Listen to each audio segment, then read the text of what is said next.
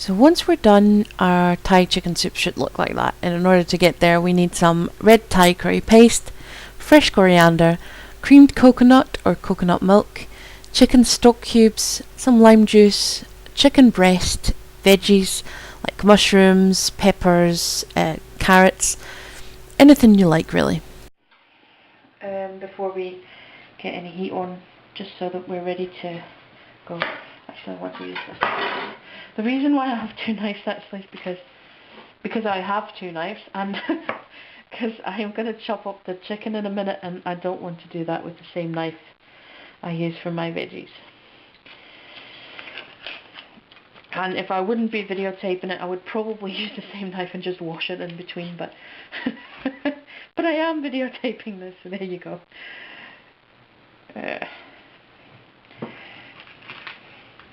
I'm very happy because these are actually Dutch onions and they remind me of home.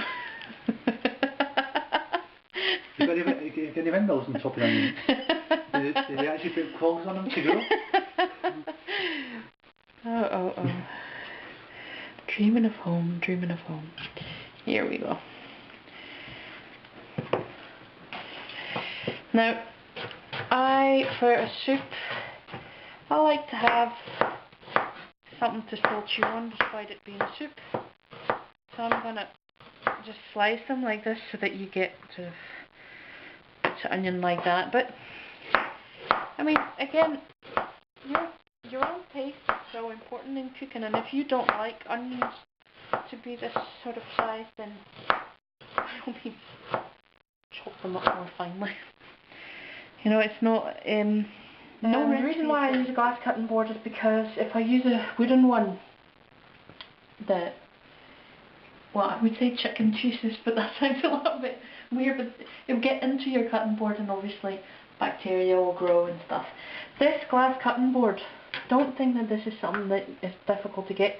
I actually got this from the pound shop.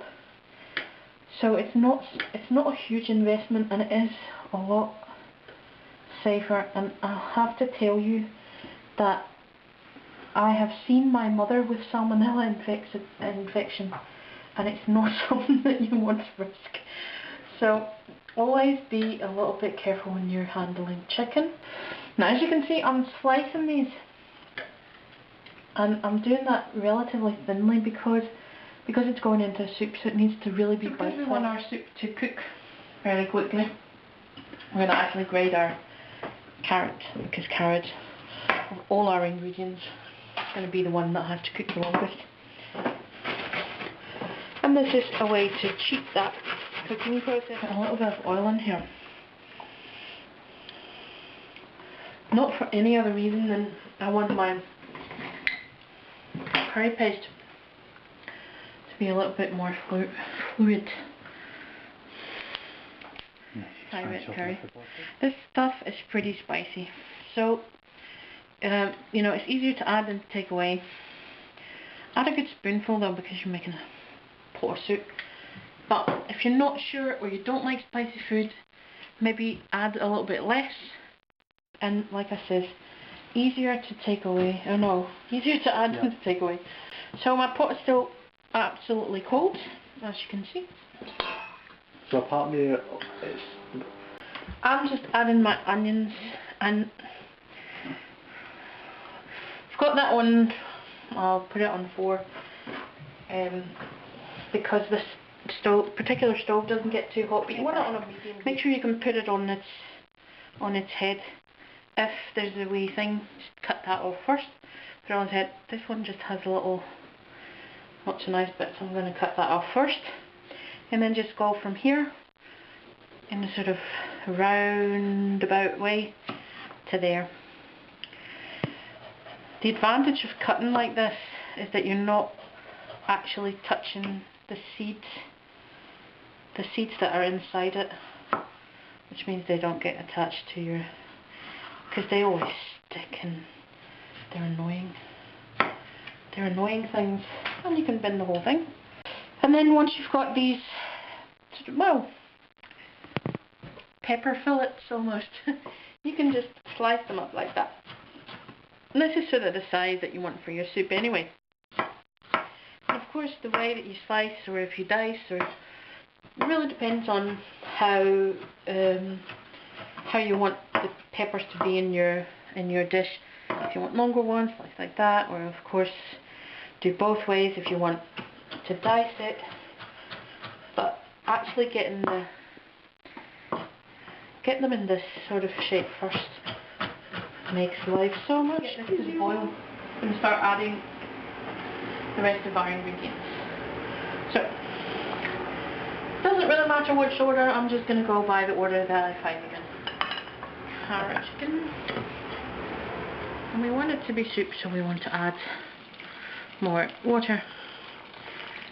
And boiling a kettle is mostly just time. Okay. As you can see, it's vacuum packed. So, just push your knife through that. Have crumbles already when you're cutting it, and you do want to cut it before you throw it in. And like this, you can just put in your...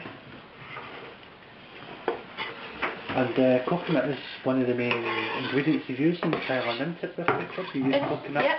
And they use it in Malaysia, which is next to Thailand. They use like kind of coconut curries. They use it in a lot of... They use it in India a lot as well. I mean, I love...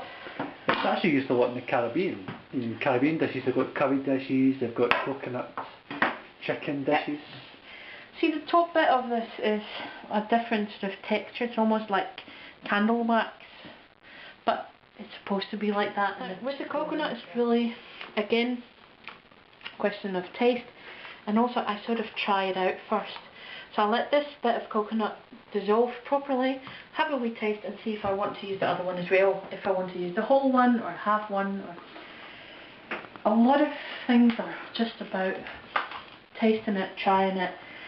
It's always handy to get another pack in the house, so that if you need to add a little bit more, you can. And especially since, by the looks of it, I'm going to need to add another one. This particular curry paste seems to be quite strong. I also still have to add my stock cubes. Just crumble them up a bit before you stick them in. Or even get the powder.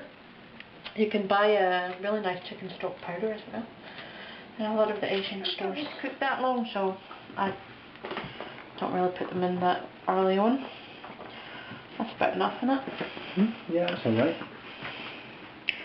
As you can see, I make up half of the stuff I do on the spot, and depending on how many mushrooms do I feel like having tonight. Like for a soup, I do like to have them fairly small, because see what's not so nice about, if you leave them quite chunky, soup needs to be quite easy to spoon up, and if they're too chunky, you know, just makes eating more difficult than that. Now at the end of the day, that's what you want to do. My ingredients that we're going to add once the soup is done-ish. The one is the coriander. Take the wee stalks off, and because you don't want them, and just chop this bit off. Now again, I mean, I am a coriander addict, so I'm going to add quite a bit. But I mean, this would probably do if you like it, but it's not really your favourite thing in the world. But as you can see, this is sort of roughly chopped, but I like it a little bit more finely, so I just put it all in a wee bit, and I just do this, and I keep on doing that until it's the size that I like. What I'm going to add is lime juice. Now, limes can be quite hard and solid. What you want to do is just roll them on the board like this a little bit. That will just help them to become a little bit less reluctant to give up their... We've been mixing some cultures today, because with our Thai soup we're going to have some naan bread. I prefer ciabatta or French bread or whatever. You know, have a bowl, have whatever you like. Now while this is cooking away, have a wee taste and see if you want to add some more stock, some more coconut milk or some more curry paste.